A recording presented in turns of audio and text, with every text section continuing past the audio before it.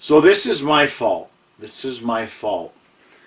The middle of the day, before the last Panther game, before the stream, I said, you know what, let's add something fun in. Defense looks good. Let's add in something fun. So I decided that after every time the Panthers get scored upon, I was going to do 20 curls, 20 pushbacks, and 10 presses with my 15-pound dumbbells. About 5 minutes later, I saw that Brandon Montour was hurt. We allowed a goal 30 seconds into the game. Ekblad got hurt, and then we allowed 3 more in the third period. The good news is, at this rate, by the end of the season, I'll be able to open up my own OnlyFans. You ready? Here we go. It did it. I don't believe it. Let's go Panthers. Let's go Panthers. Let's go Panthers. Let's go. Go. Puck drop. And 3, 2, 1. Let's go Panthers. Let's go Panthers. Let's go Panthers. Let's go. Go.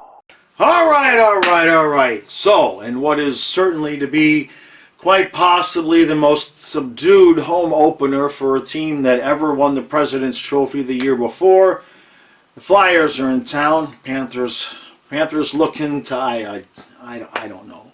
I don't know what we're going to do. All I know is that the hockey internet world is full of people dunking on Bill Zito and the Panthers for getting rid of Uyghur because now Ekblad is hurt. We know the cap situation. And tonight, Brandon Montour's not even in the lineup. So it's Kirsten and Carlson. And most likely, I mean, by default, Stahl will be on the top pair. Stahl might be, no, Forsling is still playing. That's what I was going to say. It's probably going to be Stahl and Forsling. And good luck to us, especially playing the Flyers, who are surprising 3-0 because everybody's scared of the coach. Now, long story. Everybody knows what happened. The timetable for Ekblad's probably going to be closer to what Stu says, about 2 months. No reason at all, unless we're just completely tanking, to rush him back. I will double down on what Stu said this morning. When it's a groin, take the extra week. Take the extra 2 weeks. Make sure that some of it is good. Because if you blow it again, you might tear it. Then you got surgery and kaputs for the season. So I want to make sure I want him ready to play 2 weeks before he actually plays in a game. You see what I'm saying? Do not rush him back. It gives us some cap space.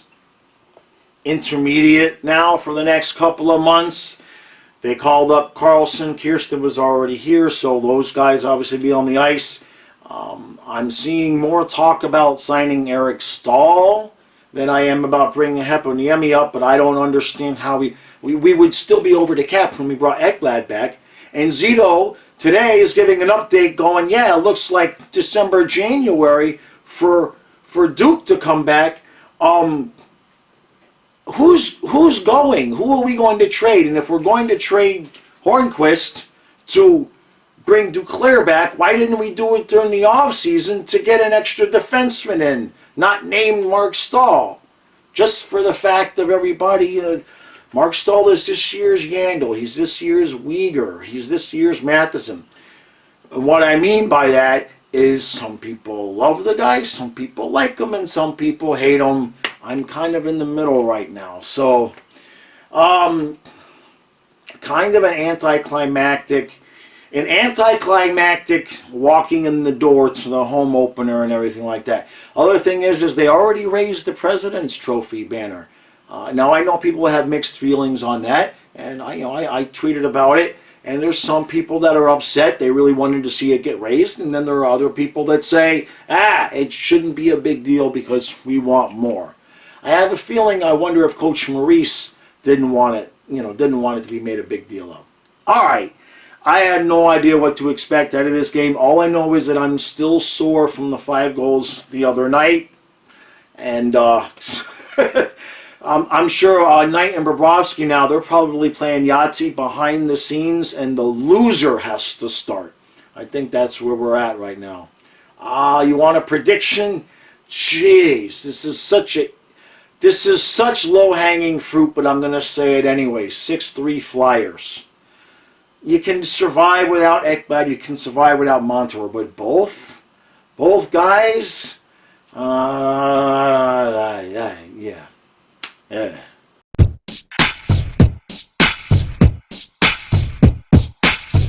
All right, so 2-1 Panthers after one.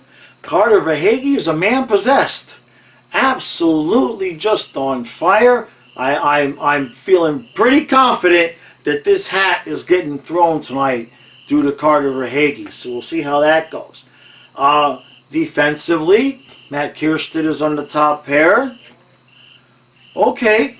Nothing bad has really happened. We've given up the one goal, and it really wasn't even on the defense. It was Stahl and Carlson were chasing their guys behind the net. Now, Stahl didn't get the puck, and it ended up coming out in front of the net. But who remembers during the preseason where I said there were about 4 times when the forwards were back-checking and they weren't getting back in time, or they weren't paying attention to the other forwards getting in front of the net? Well, that's what happened, right? It was Cousins and Lomberg, and the guy was right in between them, and neither one of them picked it up, and it was in the back of the net. It was 2-1. At least that's the take that I saw. But I'm not seeing anything defensively that is screaming at me like, oh my God, we're not going to be able to win some games. Obviously, Ekblad's a loss, and we need Montour back. And it's affected the power play. Now, the power play looks decent. Don't look that bad. But, I didn't even think about that. Not just with Ekblad, but with Montour out tonight. Montour's a big part of that power play. So, we got a 2-1 lead. I'm pleasantly surprised, to be honest with you. I know it's the home opener, so we've got a little bit of extra juice there. Philadelphia, though, don't expect them to just lie down. This is a good coach team.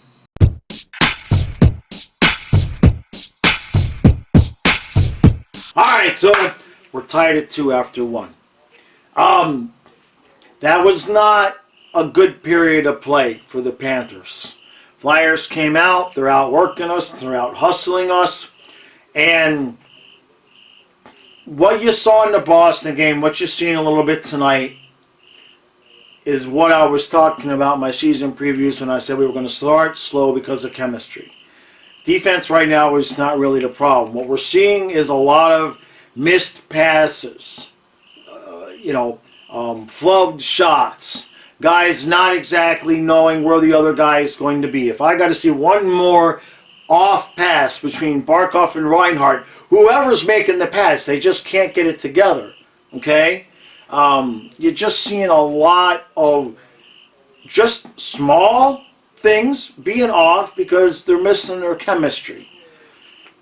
And Flyers are outplaying us right now. First period, we came out flying. Verhaeghe came out flying, and then we got nothing else. We've missed a few opportunities, and we got to stay out of the box.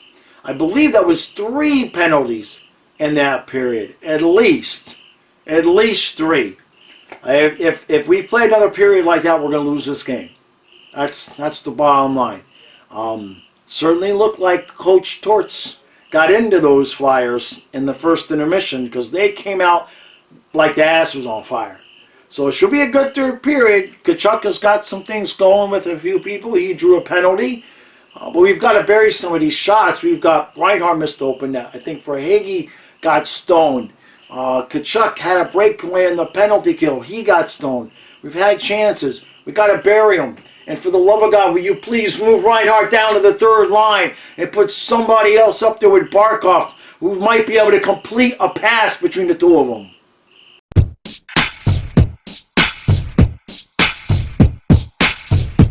Well, 2 more points. All right. Wow. All I can say is if you're missing the live streams, you're missing a fun time. You're missing a show.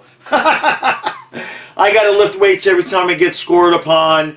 And let's just say tonight I had a feeling that I would be lifting weights while I was yelling the 2 points. I called it earlier in the stream, and sure enough, with 3.0 seconds or 1.9 seconds, whatever it was, there I was lifting weights as I was yelling 2 points. And I'm going to tell you,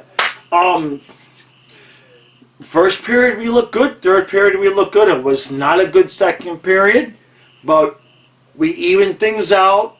All right, Bobrovsky, first star of the game, no questions whatsoever. He played a hell of a third period especially. But a good game, third period, he made some saves that absolutely kept us in the game. Forward-wise, it's weird, man. Stu and I disagreeing a lot this year. He's saying he thinks the first line looked a lot better. I think Carter Verhaeghe looked a lot better. I still say Barkov and Reinhardt couldn't complete a pass at the U-Haul store. Whatever the hell that means, I don't know. But you get my point. They're not in sync. They're not the Backstreet Boys. They're neither one. Okay? So, defense. Let's talk about the defense because that's really the thing here. I don't know what to say because on one hand, if I go saying Kiersted looked good, people are going to say that I'm saying he's a top-line defenseman. I'm not saying that, but I didn't see anything tonight that makes me say we got to get this kid off the top pair. I mean, all things considered. What I saw tonight was leave him up there with Forsling, and then when Montour comes back, you can balance out those two pairs and have two solid top pair. Well, solid. He didn't look bad. I don't know what to say. I'm surprised, right?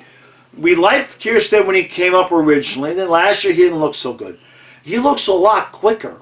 He looks a lot quicker tonight. He's moving around fast. He had a couple of shots. He didn't make any mistakes, really, that I saw, and he made a couple of nice plays. So you leave him up there while Ekblad's injured, and then you just put everything else the way it was, right? Stahl with Montour and Mahura with Gudas. Well, I'm saying that because I don't think coach is going to play Lucas Carlson over Mark Stahl. Let's put it that way. You're seeing here where like the fourth line's not getting a ton of ice time. The bottom pair doesn't get a ton of ice time. This is not Q and Brunette where he's going to roll guys and try to even things out. He's not afraid to have things be top heavy. Let's just put it that way. But in terms of, I mean, we do need Montour back. But in terms of Matt Kiersted and the defense, I mean, we allowed 3 goals, and one of them was the last second thing. Okay, we win. The Flyers were undefeated, and we only, we lose in one game. We don't have a losing streak. And that's twice now. I've predicted that we're going to lose the game and we win the game. Should I just keep predicting that we're going to lose? I mean, it's working out pretty good so far. I don't mind being wrong about that stuff. I'm surprised our defense played as well as it did. Now, Bobrovsky, I'm not surprised he played that well because we saw him in the playoffs step his game up last year.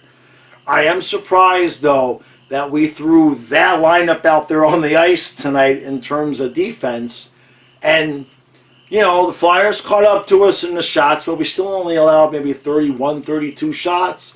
And we won the game. And I'm happy about that. And it was good to get a home win in front of the home fans. Let's see what happens Friday against the Lightning. Flyers are a nice story. Torts has them playing well. But the Flyers ain't the Lightning. The Lightning have been struggling, but we know that don't mean jack diddly squat when they start playing the Panthers, right? So we'll find out Friday, right? I think we're going to get Montour back. Knowing what I've seen from Maurice so far, I think you can expect to have Kiersted in that lineup. Hopefully he just stays with Forsling because they look good. By the way, Gustav, I love you.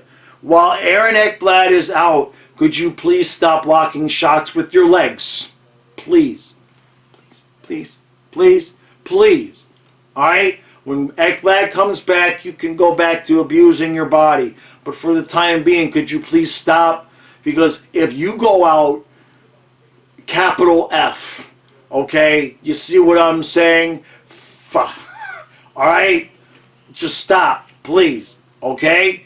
If it means Bob's got to make another save, then let Bob make the save. Stop blocking shots with your legs. All right. Panthers win. Kyle's finishing up the stream. I'll have the highlight video up tomorrow. I'm going to say this again. The highlight videos. You guys, I'm very happy with everything on the channel, with the exception of I'm spending 90 minutes putting together the highlight videos of the streams. I'm telling you, you're missing out. That's all I know to tell you is that you're missing out if you're not watching those. I keep them short. They're fun. They're fun. Last thing for anybody still watching, don't forget on Friday I'm going back to doing the Ask Jaws videos. I had a few people ask about that.